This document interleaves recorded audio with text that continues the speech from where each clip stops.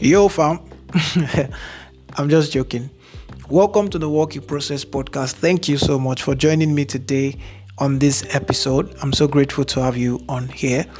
And my heart goes out to those people that have been actively engaged with the episode, with every content that God has been helping me to put out there. And those of you that have been intentionally sharing the links, the episodes with family, with friends, and using it to encourage people. You just don't know. You just don't know which episode you send to somebody that it will encourage them. I'm really grateful for you guys. I'm grateful for what you have been doing. Thank you for expanding the community and actually giving people access to join the community also. Thank you so much. So what we have here today is interesting. I came up with this because I discovered that it was actually playing out in my life. So I was like, okay, why not share it with the people and see how it will encourage people and inspire people to do the necessary things they need to do in their life to prioritize their peace. So today we'll be talking about peace. And I strongly believe that there's a connection between peace and productivity. The two cannot be taken apart. So I'm only productive when I am peaceful. So now, after taking my time to trek through the role of peace in purpose and productivity, there are some things I can say about peace now, because I can't just come on this episode and just share. There has to be like a solid foundation where I'm sharing from. So I have to like break down the words I come across that they are working in my life so that I can share out of the depth of the foundation. I hope you get what I'm saying, because a lot of people can share, but there's no depth. So to ensure the depth of where I'm sharing from, I used to do comprehensive research analysis on these words, because I know that they are playing out in my life, but I still have to be able to like check where they originated from so that I can effectively communicate it across to you people, and so that we can all learn from it likewise. So as a kingdom addict and as a Jesus boy, as a Christian, as a believer, the word of God is my own truth. So I went to check the Hebrew word for peace, which we are so familiar with, which is shalom. And I discovered that this word has several meanings if you are looking at it from different angles. Like if you are looking at it from a noun, a verb, or an adjective. So the Hebrew word for peace is shalom. And the word shalom is actually very broad and multifaceted. So when somebody says peace, it's actually more than just peace in the literal sense. It's actually very deep and very broad. So across several episodes, we are going to be discussing about the several concepts and the several idea of peace, because trust me guys, it is so important if you want to be productive to prioritize your peace. And I'm going to be sharing some stories, some examples of how I intentionally focused on practicing peace so I can be productive. So when I looked up the word shalom in Hebrew, it had several meanings, and let me just give you a few. It means completeness, it means welfare, it means wholesomeness, it means safety and soundness, it means quietness, tranquility, and contentment. So in the modern Hebrew, some of the Jewish guys, they use the word shalom to greet each other, like how are you doing, so it's also talking about the well-being. So when they say shalom, it's like peace unto you, peace be with you, stuff like that. So they use the word shalom in the Hebrew to like greet each other. So it's like asking for the well-being of somebody, like how are you doing physically, how are you doing emotionally, how are you doing spiritually, and all those kind of stuff. So like I said, we'll be taking each element one by one, and we'll see how they relate with productivity and who you want to become daily. So we are not rushing. For the sake of the episode, we'll be taking it slow. So for this episode, I'd like to talk about peace in the context of safety. Now, remember when I said productivity is not what you do, but it is who you are.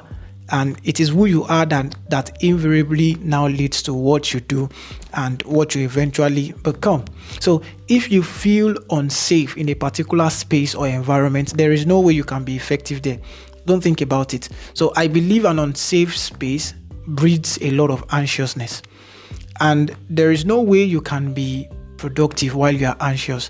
An unsafe space breeds frustration, distraction. It makes you lose your focus, and you end up having no energy to actually get anything done. So you just find yourself messing things up and just being who you are not supposed to be. So when you don't feel safe in a space, productivity is far away from you. And don't let us go too far. Being safe is also a type of peace. So you have to understand that when you get into an environment and you are not safe, just forget about effectiveness, forget about productivity. You must work hard or work well so that you can be safe before you now talk about, oh, how can I be productive in this space?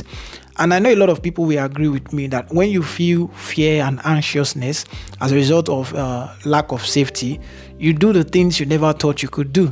So some people get irritated, some people get angry, some people get, some people get sweaty. I know a lot of people, they just start sweating for no reason. And you'll be like, guy, why are you sweating? What's wrong with you? They're actually not safe, so they can't be productive there. Even though they are productive people, they can't be productive in that space because they don't feel safe there, And I'm encouraging us today to actually prioritize safety.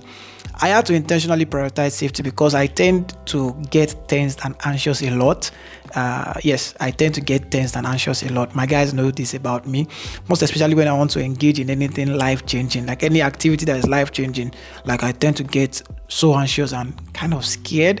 Like I'm like, hey, how would I do this thing now? How would I get this thing done? Like, okay, where would I find my wife? Where would I? How would I write this exam? How would I write papers? I know.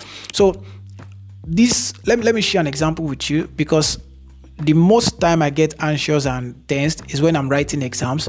And I know you are not expecting me to say that, but I had to practice peace a lot during the exam time because I get so worked up for nothing. And I don't know what used to happen to me when they just tell us that, okay, your exam is starting next week. You understand? So I just start reading a lot of things, because it's not like I'm reading anything new.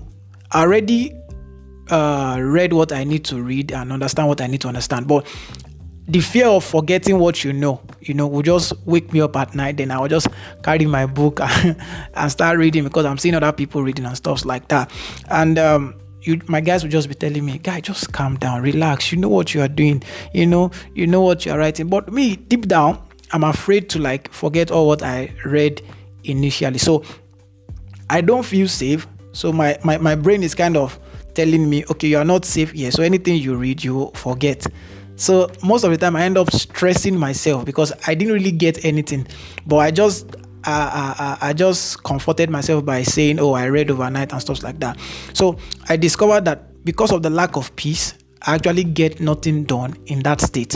So I usually intentionally practice peace. I'll wait for myself to be cool before I carry a book to read. I just relax. I'm like, okay, let me be cool. Then I'll carry a book to read. So I'll just be like, David, calm down. Relax. You know what you want to read. You are just reading 3 topics today. And those are the topics you are focusing on for the exam. So I discovered that the word I was using the most, I think when I started practicing this was in 300 and 400 level.